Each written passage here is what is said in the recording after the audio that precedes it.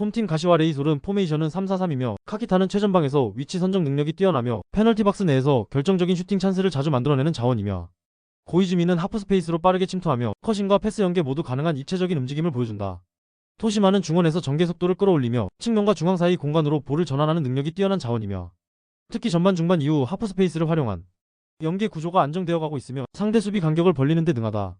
원정팀 FC 도쿄는 포메이션은 4-2-3-1이며 마르셀로 라이어는 개인 돌파와 피지컬을 활용한 볼키핑에는 능하나 팀 전개 흐름에는 연결되지 못하고 있고 타워 라치 미다는 이선에서 활발한 움직임을 보여주지만 볼 터치 이후 방향 전환이 느리고 슈팅 연계도 부족한 편이다.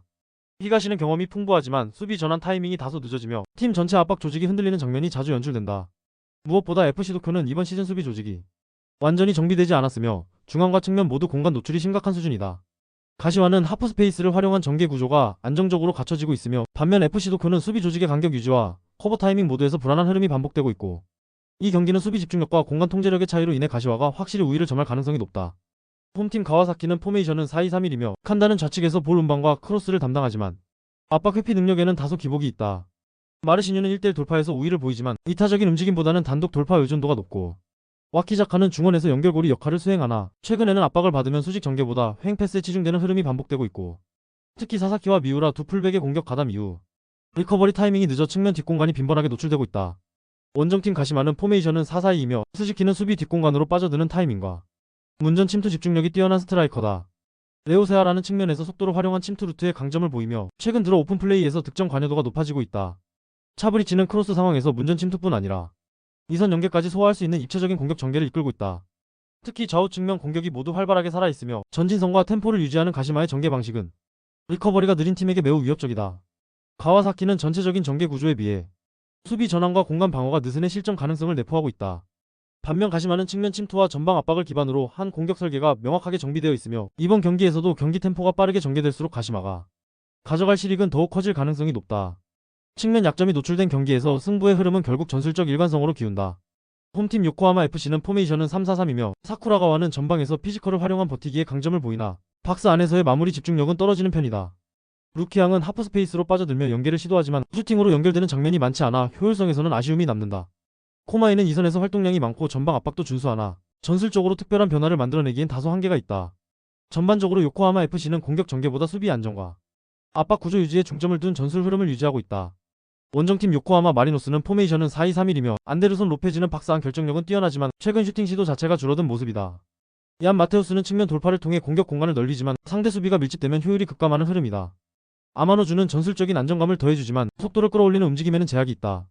현재 마리노스 역시 점유율보다는 수비 밸런스 유지에 초점을 맞추는 경기 운영을 선택하고 있다. 양팀 모두 수비 중심 운영 속에 경기 템포가 낮아질 수밖에 없는 구조이며 득점 루트의 완성도 부족은 결국 골 없는 공방으로 이어질 가능성이 높다. 이번 더비전은 누가 더 조심스러웠는지만 기억될 90분이 될 것이다. 홈팀 나고야는 포메이션은 3-4-3이며 야마기시는 수비 가담과 압박에 성실한 자원이지만 공격 전개에서의 창의성은 제한적이다. 모리시마는 박스 앞에서 연계 플레이를 시도하나 침투보다는 횡 전개 중심의 플레이를 선호한다. 시이아시는 중원에서 전환 속도를 조절하는 역할에 집중하고 있으며 무리한 전진보다는 후방 밸런스 유지에 무게를 둔다. 전체적으로 나고야는 수비 라인을 내리고 철저한 로우 블록 형태로 실점 방지 중심의 전술 운영을 이어가고 있다.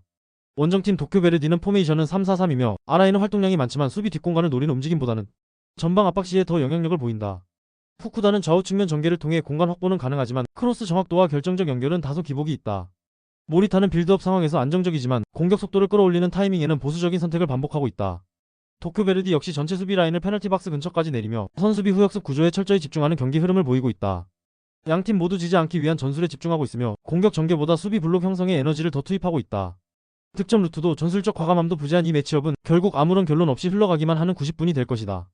홈팀 교토상가는 포메이션은 4-3-3이며 나가사와는 박스 안에서 위치 선정과 슈팅 집중력이 뛰어난 자원으로 제공권 싸움에서도 두각을 보이고 있다.